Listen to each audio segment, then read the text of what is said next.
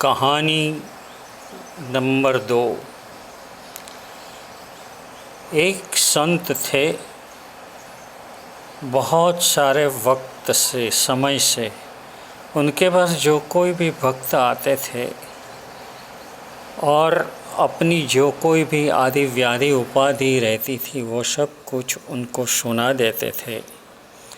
और ये संत उसको सिर्फ सभी को जो भी आते थे उन सभी को सिर्फ एक ही दफ़े सारे दिन में एक दफ़े राम इतना नाम बोलने का कहते थे। और ये एक वक्त के राम नाम में इतनी ताकत थी, उनकी सारी आदि व्याधि उपाधि दूर हो जाती थी। अब ये संत की उम्र होने आई और उनको लगा कि अब मुझे मेरा उत्तराधिकारी को चुन लेना चाहिए। उसने अपने एक शिष्य को बुलाया और बताया कि देखो, अभी तक ये लोग जो मेरे पास आते थे उन सभी को मैं एक दफ़े सारे दिन में राम नाम जपने का कहता था, तो तुम भी मेरी तरह ही एक दफ़े राम नाम जपने का जितने भी लोग आए उन लोगों को कहने का है।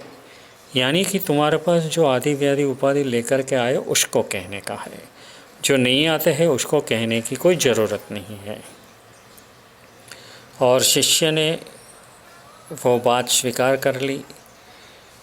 गुरुदेव की हाजिरी में ही, यानी कि गुरुदेव हयात थे उसी वक्त ही उसने ये काम दूसरे दिन से शुरू कर दिया। सभी लोग अब शिष्य के पास जाने लगे। शिष्य ने सोचा कि ये लोग सारे दिन इतने सारे पाप करते हैं 24-24 घंटे में, तो सिर्फ एक ही दफ़े राम नाम लेने का बोलने से वो कितना टाइम लगेगा, इतना ही टाइम वो धर्म ध्यान में जुड़े रहेंगे। तो मैं ऐसा करता हूँ कि 3 दफ़े राम नाम ऐसा बोलने का मैं उसको कहूँगा। अपने आप मन से नक्की करके उसने जो कोई भी आते थे उन सभी को 3 दफ़े राम नाम बोलने का कहने का शुरू कर दिया। और वो 3 दफ़े के भी राम नाम में उतनी ही ताकत थी जितनी एक दफ़े बोलने में थी।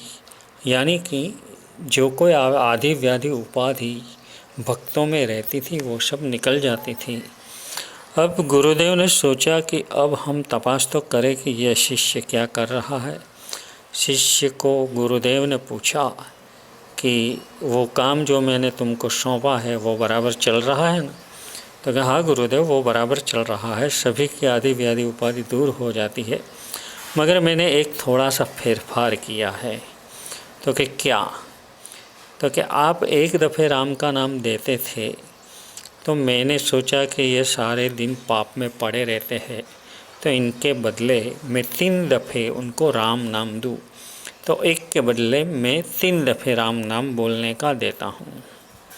तब गुरुदेव की आँख लाल चोल हो गई।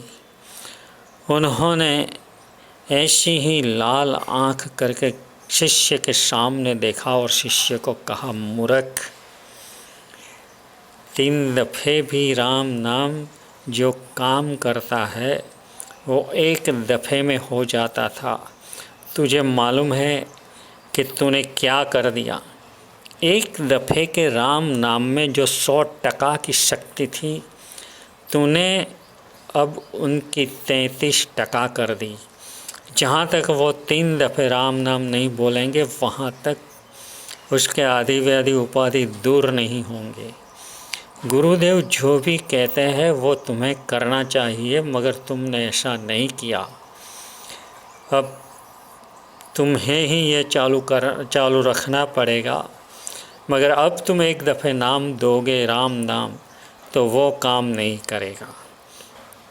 तुम्हें इतना तो ख्याल रखना था कि मैं गुरुदेव को पूछ तो लूँ कि ऐसा कर सकता हूँ या नहीं, और तुमने इतना भी पूछने का विनय भी नहीं रखा। ये बात हमको इसलिए याद आ रही है कि आजकल व्हाट्सएप पर कई लोगों मंत्र जाप सभी लोगों को देने का काम करते रहे हैं, और सामने वाले योग्य है या नहीं है, उसको दिया जाए या नहीं ना दिया जाए, ये सब कुछ बिना देखे ही वो मंत्रों की समझो कि लहानी कर रहे हैं। ये मंत्र की ताकत का उन लोगों को अंदाज़ा नहीं है और इस तरह से मंत्र की ताकत को खोखली कर देते हैं। इसलिए ये मंत्र असरकारक नहीं रहे हैं। तो हमें ऐसा कोई भी व्हाट्सएप पर जो कोई भी मंत्र जाप वगैरह करने का आता है, ऐसा मैसेज मिलता है, हमें नहीं ही करना है, वो खास ख्याल रखना है।